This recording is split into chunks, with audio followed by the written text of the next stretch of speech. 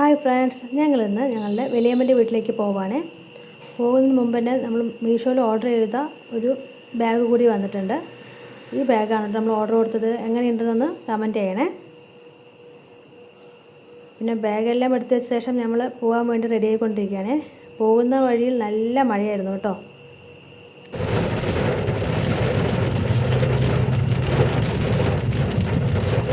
നല്ല തണുപ്പുണ്ടായിരുന്നു. നല്ല മഴയതുകൊണ്ട് നല്ല തണുപ്പുണ്ടായിരുന്നു. അതിനുശേഷം മഴയെല്ലാം മാറിക്കഴിഞ്ഞ ശേഷമാണ് പിന്നെ ഞങ്ങൾ യാത്ര തുടങ്ങുന്നത്.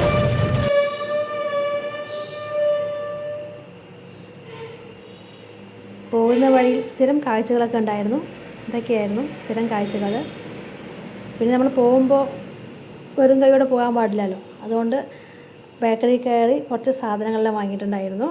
പിന്നെ നമ്മൾക്ക് കഴിക്കാൻ വേണ്ടി കുറച്ച് ഐസും, ഇതൊക്കെയാണ് കുറച്ച് സാധനങ്ങൾ. അതെല്ലാം വാങ്ങി ഞങ്ങൾ നേരെ പോയി. എല്ലാവരും കാറിലിരുന്ന് തന്നെ ഐസ്ക്രീമെല്ലാം കഴിച്ചിട്ടുണ്ടായിരുന്നേ. ഞങ്ങൾ ഇത്ര പേരാണ് പോയിക്കൊണ്ടിരിക്കുന്നത്.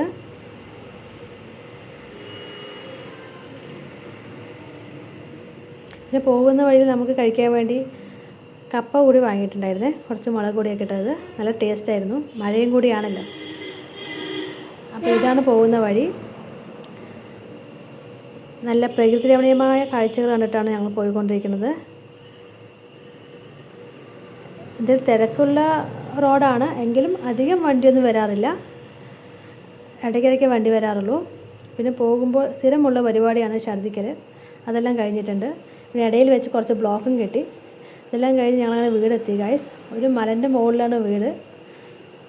കാണാൻ തന്നെ നല്ല രസമാണ്. എങ്ങനെയുണ്ട് വീട് എന്ന് പറയണേ. സ്ഥലം എങ്ങനെയുണ്ടെന്ന് കമൻറ്റ് ചെയ്യണേ. പിന്നെ ഞങ്ങളവിടെ എത്തി ഓരോ ഗ്ലാസ് ജ്യൂസെല്ലാം കുടിച്ച് ഉച്ചയാകുമ്പോഴാണ് അവിടെ എത്തിയത്. അപ്പോഴേക്കും എല്ലാവർക്കും വിശക്കാൻ തുടങ്ങി. അവിടെ പോയി ഞങ്ങളെല്ലാവരും സാമ്പാറും ഉപ്പേരിയും കൂട്ടി പപ്പടവും കയറ്റി ഭക്ഷണമെല്ലാം കഴിച്ചു. ഭക്ഷണമെല്ലാം കഴിച്ചു കഴിഞ്ഞ ശേഷമാണ് ഞങ്ങൾ പുറത്തേക്കൊന്നിറങ്ങി പ്രകൃതി രമണീയമായ കാഴ്ചകൾ കാണാൻ വേണ്ടിയിട്ട്. ചുറ്റും റബ്ബർ തോട്ടമാണ് കേട്ടോ. ഇപ്പുറത്തെ സൈഡും റബ്ബർ തോട്ടമാണ്. അതെല്ലാം വെട്ടി കളഞ്ഞ് കുഞ്ഞു തൈകൾ വെച്ച് പിടിപ്പിച്ചിട്ടുണ്ട്. ഇതിൻ്റെ ഒരു വീഡിയോ ഞാൻ ഇട്ടിട്ടുണ്ട് കേട്ടോ. കാണാത്തവരുണ്ടെങ്കിൽ ഒന്ന് കണ്ട് സപ്പോർട്ട് ചെയ്യണേ. അങ്ങനെ ഞങ്ങൾ മലമുകളിലെല്ലാം കയറി അവിടെ നിന്നെല്ലാം കാഴ്ചകൾ കണ്ട് താഴേക്ക് ഇറങ്ങി. പോകുന്ന വഴിയിൽ തന്നെ ഒരു കൊക്കർണിയുണ്ട്. അതിൽ വെള്ളം കുറവായിരുന്നു.